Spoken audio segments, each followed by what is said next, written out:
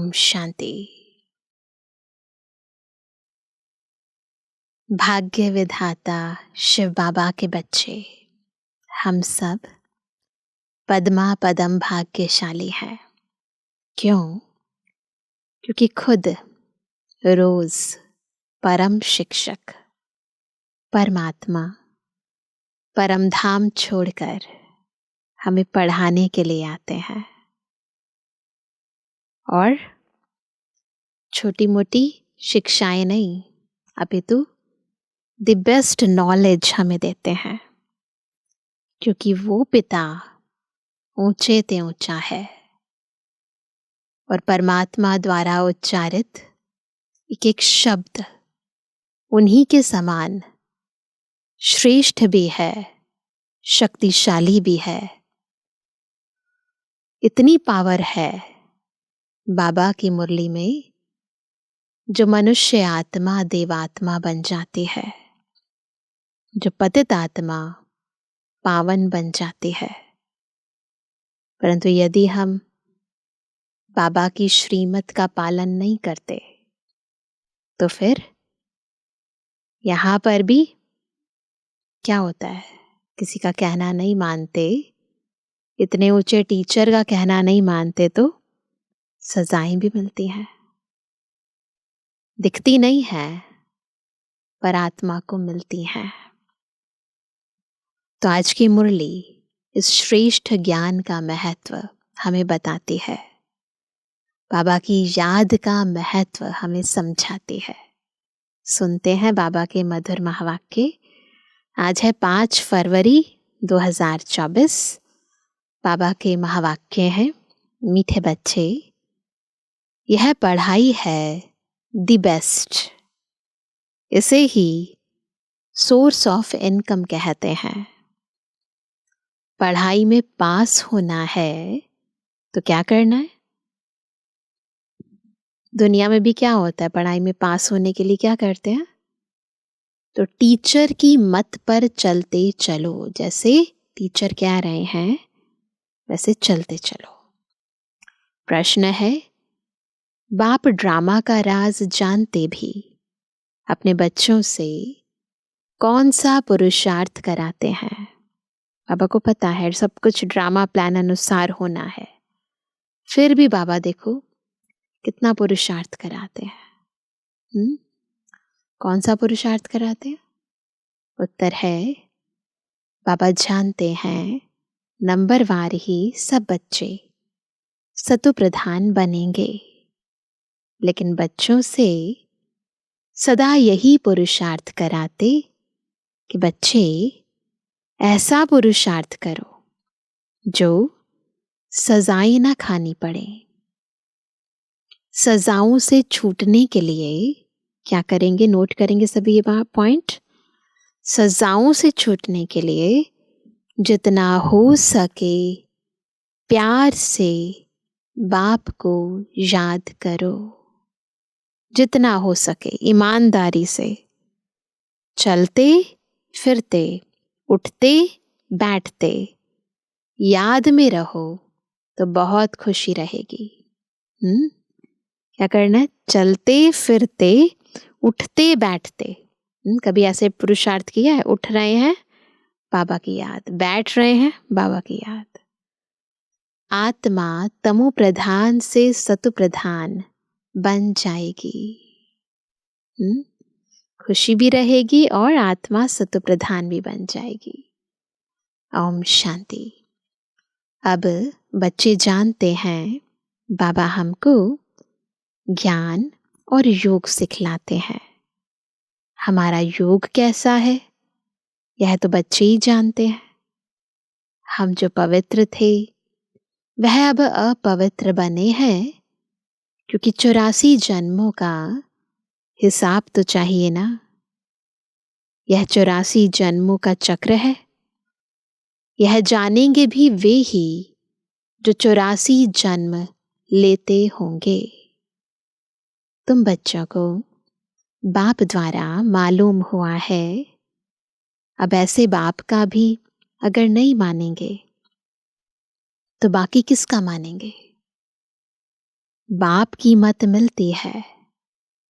ऐसे बहुत हैं जो बिल्कुल नहीं मानते। चेक करना हम कितना मानते हैं। कोर्टों में कोई मानेंगे। बाप शिक्षा भी कितनी क्लियर देते हैं। तुम बच्चे ही मानेंगे नंबरवार पुरुषार्थ अनुसार। सब एक रस तो नहीं मानेंगे। टीचर की पढ़ाई को सब एक रस नहीं मानेंगे अथवा पढ़ेंगे, नहीं तो सारे फर्स्ट आ जाते। तो सब एक रस तो ना उस स्कूल में मानते हैं ना इस स्कूल में। नंबरवार कोई 20 मार्क्स लेते हैं, कोई कितनी मार्क्स लेते हैं। कोई तो नापास हो पढ़ते हैं। नापास क्यों होते हैं? क्यों होते हैं नापास? क्या कारण होता है? बच्चे क्यों नापास हो जाते हैं? तो बाबा कहते हैं क्योंकि टीचर की मत पर नहीं चलते हैं। वहां अनेक मतें मिलती हैं। दुनिया में नापास हो जाते हैं ना बच्चे, तो फिर अनेक मतें मिलती हैं वहां पर। यहाँ एक ही मत मिलती है। तो कहेंगे इतनों की मत कैसे माने? परंतु यहाँ अनेक मतें नहीं है, यहाँ तो एक की ही मत मिलती है। यह है वंडरफुल मत। बच्चे जानते हैं बरोबर हमने 84 जन्म लिए हैं। बाप कहते हैं मैं जिसमें प्रवेश करता हूं। यह किसने कहा? शिव बाबा ने। मैं जिसमें प्रवेश करता हूं, जिसको भागीरथ कहते हैं, वह अपने जन्मों को नहीं जानते थे। तुम बच्चे भी नहीं जानते थे। तुमको अभी समझाता हूं। तुम इतने जन्म सतु प्रधान थे। बाबा ने सब समझा दिया है। कितने जन्म हम सतु प्रधान थे। फिर क्या हुआ? फिर सतु रजो तमो में आते नीचे उतरते आए। अब तुम यहां सर्कल घूम गया, अभी कहा संगम पर पहुंच जाओ। अब तुम यहां पढ़ने लिए आए हो। पढ़ाई है कमाई, केवल पढ़ाई नहीं है। जितना पढ़ते जाएंगे उतना आत्मा की कमाई होती जाएगी। Source of income. यह पढ़ाई है ही द बेस्ट। उस पढ़ाई में कहेंगे ICS the best. IAS officer बनना द बेस्ट है। तुम जो 16 कला संपूर्ण देवता थे, अभी कोई गुण नहीं रहा है। गाते हैं, क्या गाते हैं इस पर? निर्गुण हारे में कोई गुण नाही, आपे ही तरस परोई। सब ऐसे कहते रहते हैं। समझते हैं सर्वत्र भगवान है, देवताओं में भी भगवान है। इसलिए क्या करते हैं? देवताओं के आगे बैठ कहते हैं मैं निर्गुण हारे में कोई गुण नाही। स्वीकार करते हैं आपको ही तरस पड़ेगा। गाया भी जाता है बाबा ब्लिसफुल है, मेहरबान है, रहम दिल है ना बाबा, हमारे ऊपर दया करते हैं। कहते हैं, क्या कहते हैं? हे ईश्वर रहम करो। बाप को बुलाते हैं, आ जाओ हे भगवान, आ जाओ हम पर रहम करो।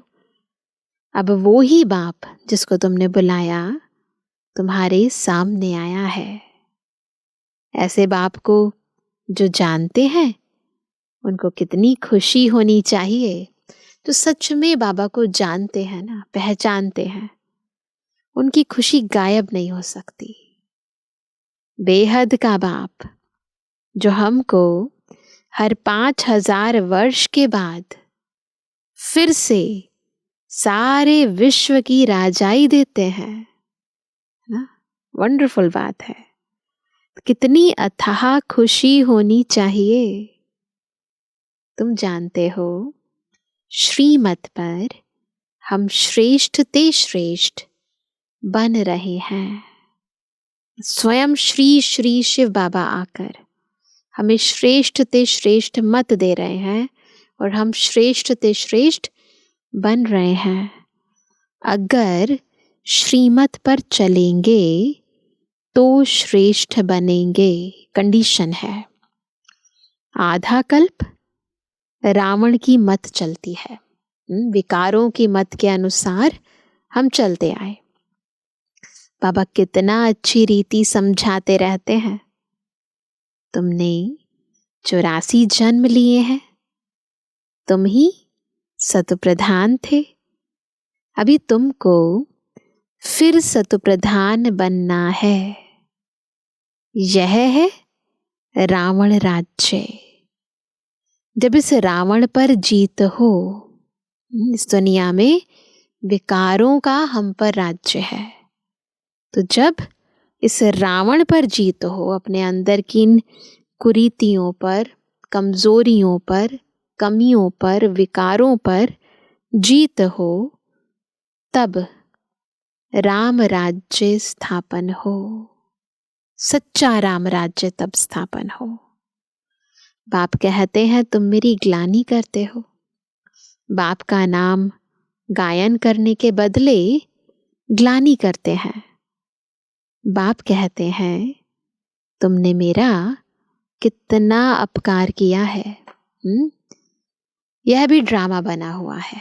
भगवान का अपकार करना, उसे ठिक्कर भित्तर में ठोक देना, ये भी ड्रामा बना हुआ है। अब यह सब समझानी दी जाती है कि इन सब बातों से निकलो। ये सब बातें जो सुनी सुनाई हैं, इनसे निकलो, एक को याद करो। गायन भी है, सत का संग तारे 21 जन्मों के लिए। 21 जन्मों के लिए तर जाएंगे अगर एक सत बाबा के संग में रहेंगे तो। तब डुबोए कौन? संग तारे कुसंग बोरे। तो डुबोए कौन? तुमको सागर में किसने डुबोया? इस विषय सागर में किसने डुबो दिया? बच्चों से ही प्रश्न पूछेंगे ना, बाबा पूछते हैं किसने तुम्हें डुबोया? कहते हैं ना मुझे इस पार से उस पार ले चलो। तो डुबोया किसने? तो बाबा कहते हैं तुम जानते हो, मेरा ही नाम बागवान खिवैया है। अर्थ न समझने कारण बेहद के बाप की बहुत ग्लानि की है। कह देते हैं ना सब कुछ भगवान कर रहा है ना, उसी की मर्जी से सब कुछ हो रहा है, तो नहीं पता ना। फिर बेहद का बाप उन्हों को बेहद का सुख देते हैं। अपकार करने वालों पर उपकार करते हैं। हाँ, हमने बाबा की ग्लानि की, बाबा का अपकार किया, परंतु बाबा हमें कितना ऊंचा उठाते हैं, हमारा ही उपकार करते हैं। वह समझते नहीं हैं कि हम अपकार करते हैं, कर रहे होते हैं, परंतु रियलाइजेशन नहीं होती।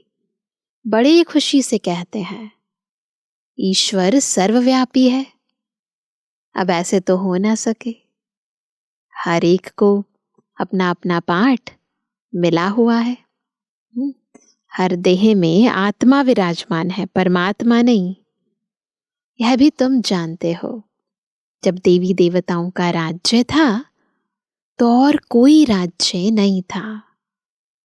भारत सतो प्रधान था, अब है तमो प्रधान। बाप आते ही हैं दुनिया को सतो प्रधान करने। सो भी तुम बच्चों को ही मालूम है, क्योंकि ये सारा अनुभव हम बच्चे कर रहे हैं। कैसे बाबा इस दुनिया को परिवर्तित कर रहे हैं, कैसे हमें निमित्त बना रहे हैं, ये सब हमें पता है। सारी दुनिया को अगर मालूम पड़े तो यहाँ कैसे आएंगे पढ़ने के लिए? इतनी भीड़ हो जाएगी।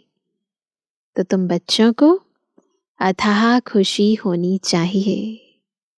खुशी जैसी खुराक नहीं। सतयुग में तुम बहुत खुश रहते हो।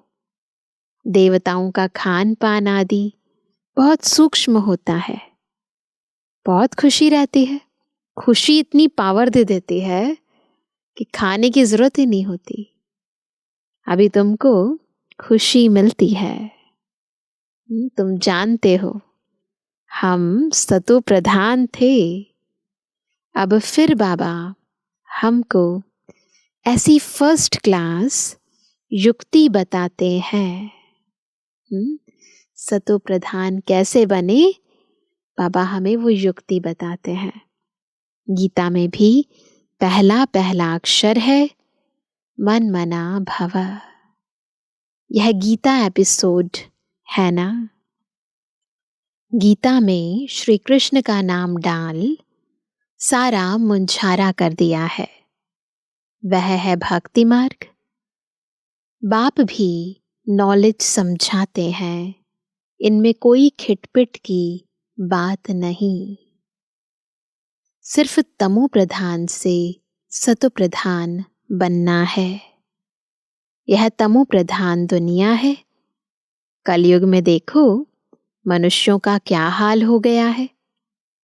ढेर मनुष्य हो गए हैं। सतयुग में एक धर्म, एक भाषा और एक बच्चा होता है। एक ही राज्य चलता है। यह ड्रामा बना हुआ है। तो एक है सृष्टि चक्र का ज्ञान, दूसरा है योग, ज्ञान का धुरिया और होली। मुख्य बात बाप समझाते हैं। इस समय सबकी तमो प्रधान जड़ जड़ीभूत अवस्था है। विनाश सामने खड़ा है। अब बाप कहते हैं तुमने हमको बुलाया ही है कि हमको पावन बनाने आओ। तुम पतित बन गए हो। पतित पावन मुझे ही कहते हैं। अब मेरे साथ योग लगाओ, मामेकम याद करो। मैं तुमको सब कुछ राइट ही बताऊंगा। बाकी जन्म जन्मांतर तुम अनराइटियस बनते ही आए हो। सतो प्रधान से तमो प्रधान बन पड़े हो। बाप बच्चों से बात करते हैं। मीठे बच्चे, अभी तुम्हारी आत्मा तमो प्रधान बनी है। किसने बनाई? किसने बनाई? 5 विकारों ने। मनुष्य तो इतने प्रश्न पूछते हैं जो माथा ही खराब कर देते हैं। शास्त्रार्थ करते हैं तो आपस में लड़ पड़ते हैं। केवल शास्त्र नहीं बोलते परंतु उसे अपना निजी युद्ध बना लेते हैं। तो बाबा कहते हैं एक दो को लाठी भी लगाते हैं। यहाँ तो बाप तुमको पतित से पावन बनाते हैं। इसमें शास्त्र क्या करेंगे? पावन बनना है ना। आत्मा को पावन बनना है। कलयुग के बाद फिर सतयुग जरूर आना है, तो पावन भी बनना है। सतो प्रधान भी जरूर बनना है। बाप कहते हैं क्या करो? अपने को आत्मा समझो। जिसे पावन बनाना है, जिसे सतो प्रधान बनाना है, पहले उस स्थिति में, उस स्वरूप में टिको। तुम्हारी आत्मा तमो प्रधान बनी है तो शरीर भी तमो प्रधान मिलता है। सोना जितना कैरेट होगा, जेवर भी ऐसा बनेगा। आत्मा प्योर होगी, सोने जैसी होगी तो शरीर भी पवित्र मिलेगा। इम्प्योर होगी तो शरीर भी इम्प्योर मिलेगा। खाद पड़ती है ना। अब तुमको 24 कैरेट सोना बनना है। देही अभिमानी भव। वरदान सभी स्वीकार करेंगे। देही अभिमानी भव। देह अभिमान में आने से तुम छी छी बन पड़े हो। कोई खुशी नहीं है। बीमारियां, रोग आदि सब कुछ है। अब पतित पावन मैं ही हूं। दुनिया में तो बहुत कुछ है, परंतु अब इस पतित दुनिया को पावन बनाने वाला तो केवल एक बाबा है। मुझे तुमने बुलाया है। मैं कोई साधु संत आदि नहीं हूं। कोई आते हैं, कहते हैं गुरु जी का दर्शन करें। साकार मुरली है तो साकार बाबा के पास कई लोग आते थे तो कहते थे गुरु जी का दर्शन करें। बोलो, गुरु जी तो है नहीं और दर्शन से भी कोई फायदा नहीं। बाप तो हर बात सहज समझाते हैं। जितना याद करेंगे उतना तमु प्रधान से सतु प्रधान बनेंगे। तो सतु प्रधान बनने का आधार है बाबा की याद। फिर देवता बन जाएंगे।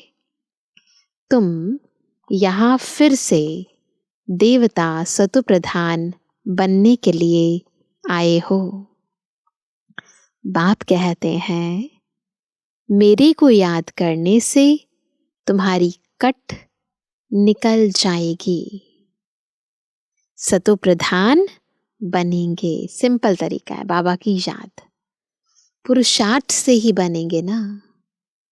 उठते बैठते चलते बाप को याद करो।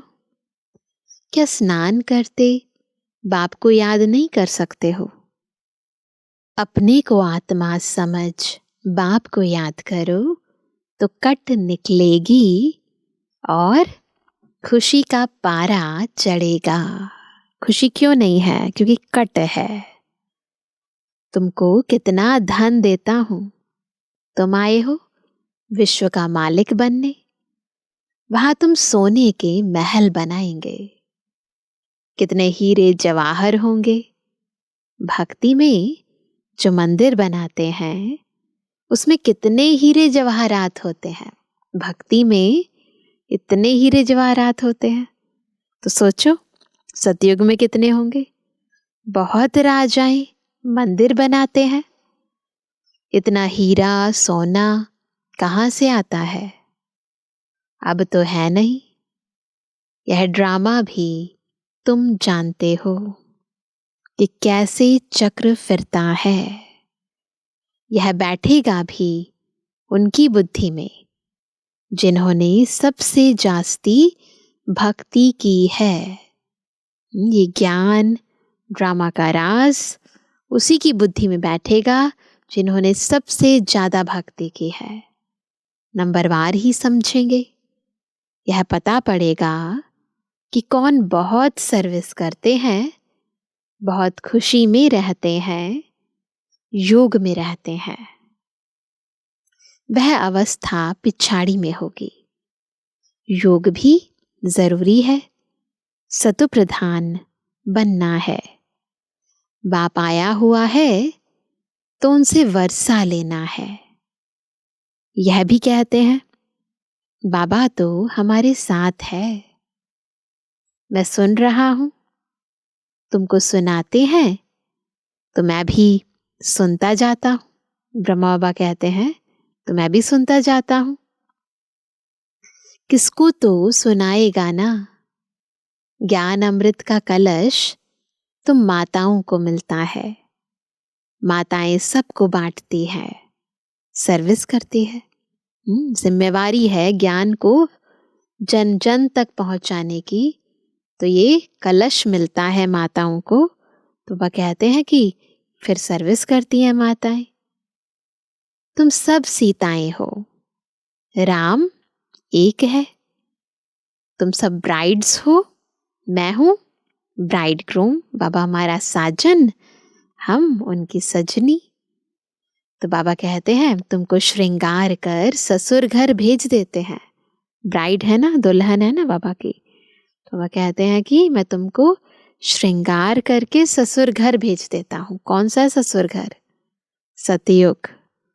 गाते भी हैं, वह बापों का बाप है, पतियों का पति है। एक तरफ महिमा करते हैं, दूसरी तरफ ग्लानि करते हैं। शिव बाबा की महिमा अलग है, श्री कृष्ण की महिमा अलग है। तो बाबा कहते हैं पोजीशन सबका अलग अलग है। कोई भी ऐसे नहीं कह सकते कि इसका पोजीशन इससे मिलता है, नहीं, सबकी पोजीशन अलग अलग है। देवात्माओं की अलग है, परमात्मा की अलग है, महान आत्माओं की, धर्म आत्माओं की अलग अलग है। यहाँ सबको मिलाकर एक कर दिया है। सबको कह देते ये भी भगवान, ये भी भगवान। अंधेर नगरी चौपट राजा ना। तो बाबा कहते हैं तुम अब बाबा का बने हो, शिव बाबा के पोत्रे पोत्रियां हो। तुम सबका हक लगता है। पोत्रे है ना, तो दादे की प्रॉपर्टी पर हमारा हक है। इस बाबा के पास तो प्रॉपर्टी है नहीं, ब्रह्मा बाबा के पास नहीं है। प्रॉपर्टी मिलती है हद की और बेहद की। तीसरा कोई है नहीं जिससे वर्षा मिले। यह कहते हैं हम भी उनसे वर्षा लेते हैं। पारलौकिक परमपिता परमात्मा को सब याद करते हैं, सतयुग में याद नहीं करते। सतयुग में है एक बाप और रावण राज्य में है दो बाप। संगम पर है तीन बाप, लौकिक, पारलौकिक और तीसरा है वंडरफुल अलौकिक बाप, ब्रह्मा बाबा।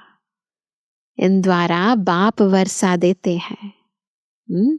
ब्रह्मा बाबा के द्वारा बाबा हमें वर्षा देते हैं, ज्ञान का, गुणों का, शक्तियों का वर्षा देते हैं। इनको भी उनसे वर्षा मिलता है। ब्रह्मा को एडम भी कहते हैं, ग्रेट ग्रेट ग्रैंडफादर। शिव को तो फादर ही कहेंगे, ग्रैंडफादर नहीं कहेंगे।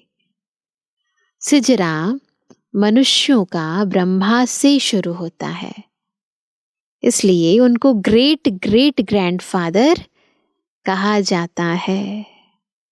नॉलेज तो बहुत सहज है। तुमने 84 जन्म लिए हैं, समझाने लिए चित्र भी हैं। अब इसमें उल्टा सुल्टा प्रश्न करने की दरकार नहीं है। ऋषि मुनियों से भी पूछते थे तो वे भी नेति नेति कह देते थे। अब बाप आकर अपना परिचय देते हैं, तो ऐसे बाप को कितना प्यार से याद करना चाहिए। अब धीरे धीरे तुम बच्चे ऊपर चढ़ते जाते हो ड्रामा अनुसार। कल्प कल्प नंबरवार कोई सतो प्रधान, सतो, रजो, तमो बनते हैं। ऐसा ही पद वहां मिलता है। इसलिए बाप कहते हैं बच्चे अच्छी रीति पुरुषार्थ करो, जो सजाएं ना खाओ। पुरुषार्थ जरूर कराते हैं। भल समझते हैं बनेंगे वही जो कल्प पहले बने होंगे, परंतु पुरुषार्थ जरूर कराएंगे।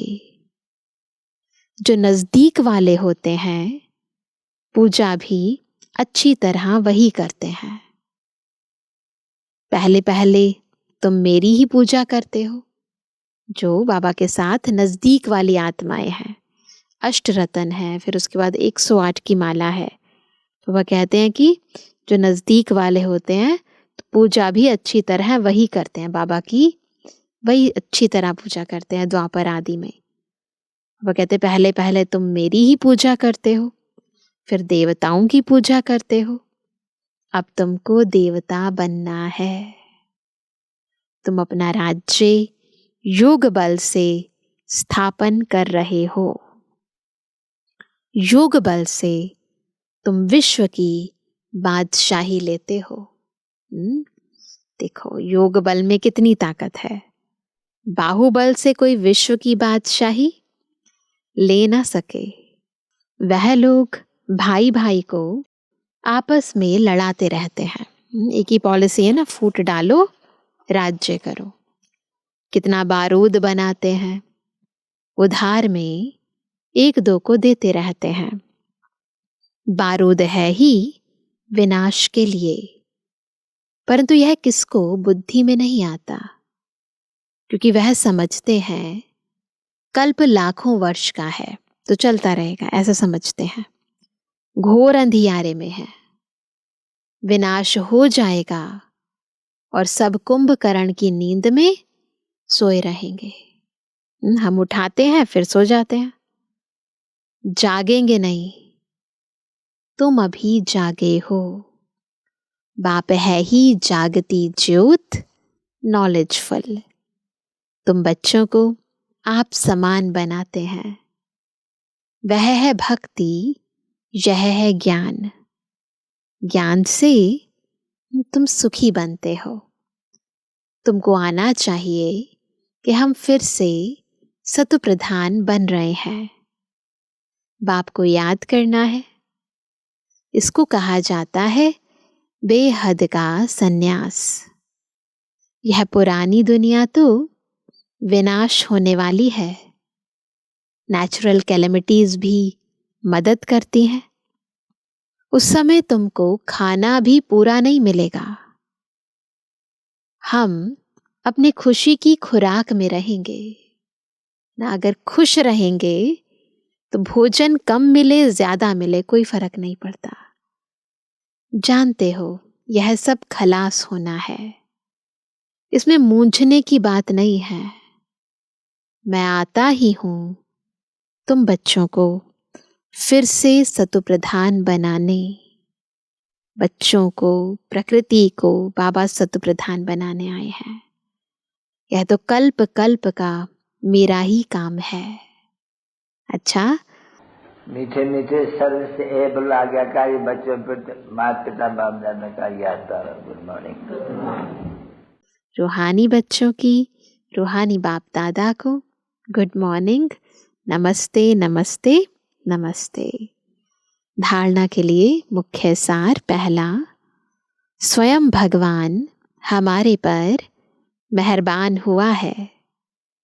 वह हमें पढ़ा रहे हैं। इस नशे में रहना है।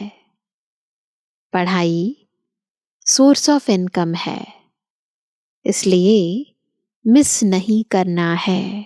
याद रखना है, पढ़ाई मिस नहीं करनी है। दूसरा, अथाह खुशी का अनुभव करना और कराना है। चलते फिरते देही अभिमानी बन बाप की याद में रहे आत्मा को सतु प्रधान जरूर बनाना है। चलते फिरते देही अभिमानी बन बाप की याद में रहे आत्मा को सतु प्रधान जरूर बनाना है। वरदान है, समय प्रमाण हर शक्ति का अनुभव प्रैक्टिकल स्वरूप में करने वाले मास्टर सर्वशक्तिमान भव। कैसे बनेंगे मास्टर सर्वशक्तिमान? जब समय प्रमाण हर शक्ति का अनुभव प्रैक्टिकल स्वरूप में करेंगे।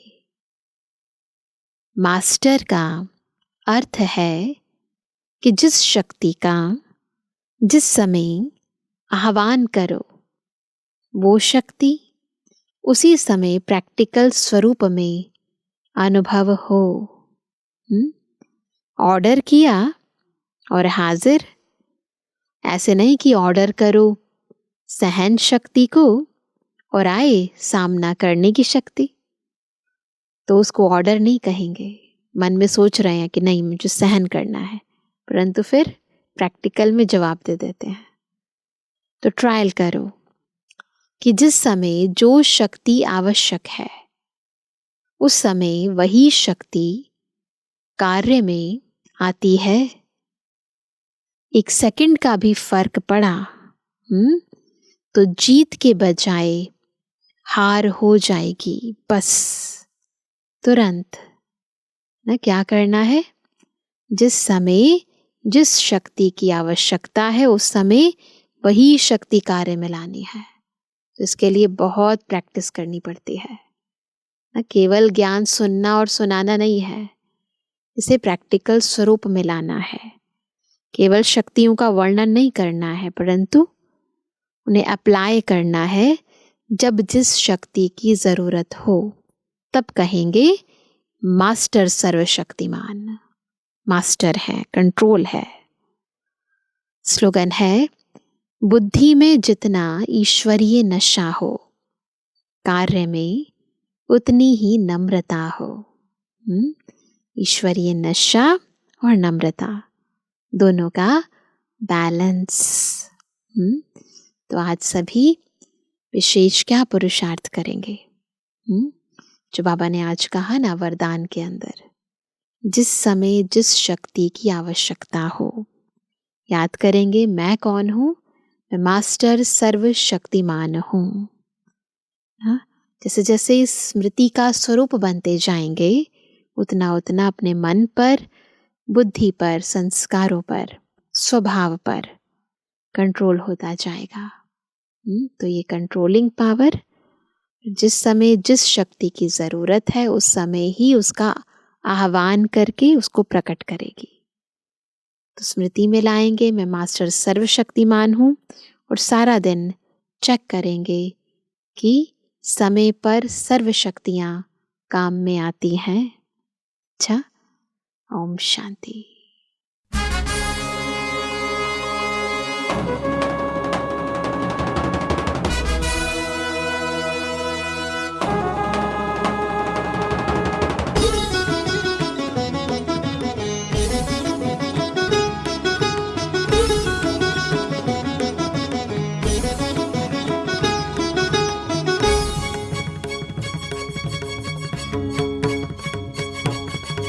सर्वशक्तिमान की संतान हो, तुम सर्वशक्तिमान की संतान हो। कौन कहता है महज इंसान हो, सर्वशक्तिमान की संतान हो, तुम सर्वशक्तिमान की संतान हो।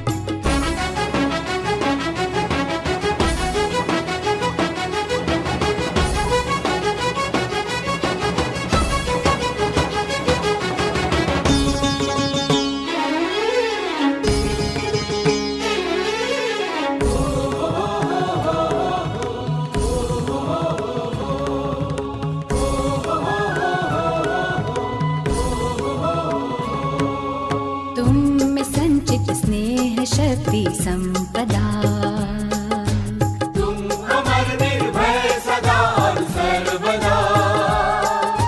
तुम में संचित स्नेह शक्ति संपदा, तुम अमर निर्भय सदा और सर्वदा। दिव्य ज्योति पुंज की पहचान पहचान हो। सर्वशक्तिमान की संतान हो, तुम सर्वशक्तिमान की संतान हो।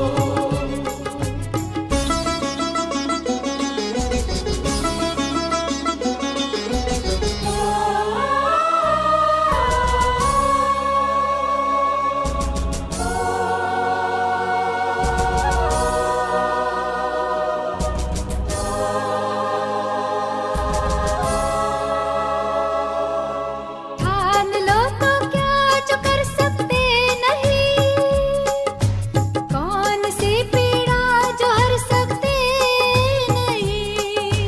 ठान लो तो क्या जो कर सकते नहीं, कौन सी पीड़ा जो हर सकते नहीं।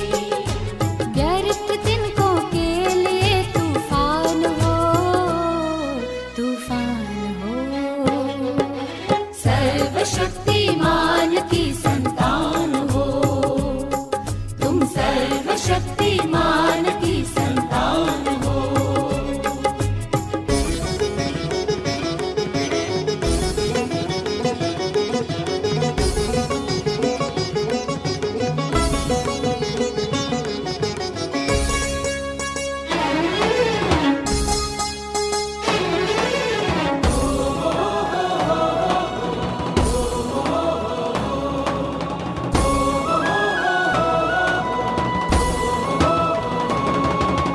आहें भरती सिसकियों में आरज़ू, तुमको ही इस घर की रखनी आबरू। आहें भरती सिसकियों में आरज़ू। तुमको ही इस घर की रखनी आबरू। शान हो मैं धरती का अरमान हो, अरमान हो। सर्वशक्तिमान की संतान हो, तुम सर्वशक्तिमान की संतान हो।